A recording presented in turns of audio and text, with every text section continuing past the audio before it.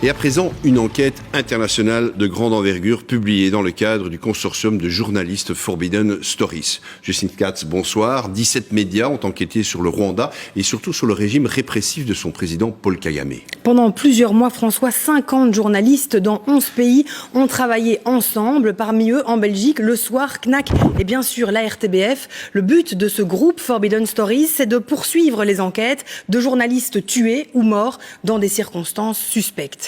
Et puis c'est en fait la mort d'un journaliste rwandais qui a déclenché cette enquête. Oui, John Williams Twali est mort en janvier 2023. Il aurait été percuté par une voiture alors qu'il circulait à moto dans la capitale Kigali. Mais ses proches contestent cette version.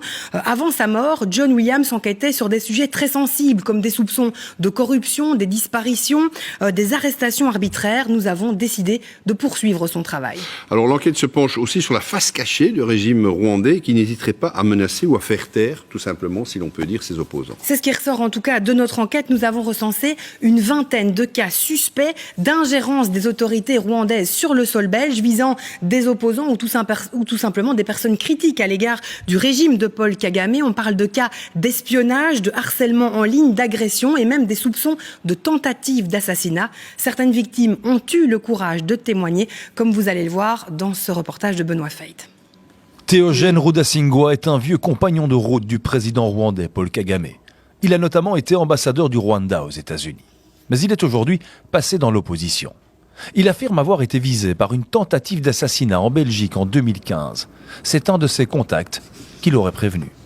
One of them told me that the people in Kigali have contacted one of our supporters essentially to figure out how they could do harm to me, how they could be involved in getting them information and ultimately use it to be able to assassinate me. Il est vrai que Paul Kagame sait se faire menaçant vis-à-vis de tous ceux qui franchissent à ses yeux la ligne rouge. Dans cette vidéo, on peut ainsi le voir pratiquement revendiquer l'assassinat d'un de ses anciens compagnons de route, Seth Sendashonga. Accusé d'avoir fomenté une rébellion contre le régime, il a été mystérieusement assassiné au Kenya en 1998. Actually, Sendashonga died because he had crossed the line. I have very little to say about that, but I am also not apologetic about it. Et les opposants rwandais ne sont pas les seuls à subir les foudres de Kigali. Même les journalistes internationaux qui osent enquêter sur le régime sont exposés. De passage en Belgique en 2014, la journaliste canadienne Judy Rever a ainsi été informée par la sûreté de l'État qu'elle était la cible d'un projet d'assassinat.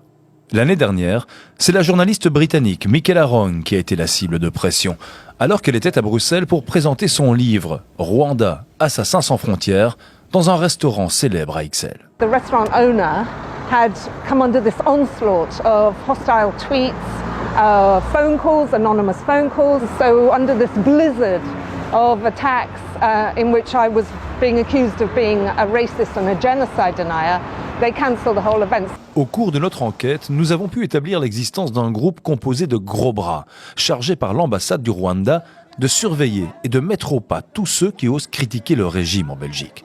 Une réalité connue de nos services de renseignement qui ont récemment décidé d'interpeller directement Kigali à ce sujet. Le message était le suivant.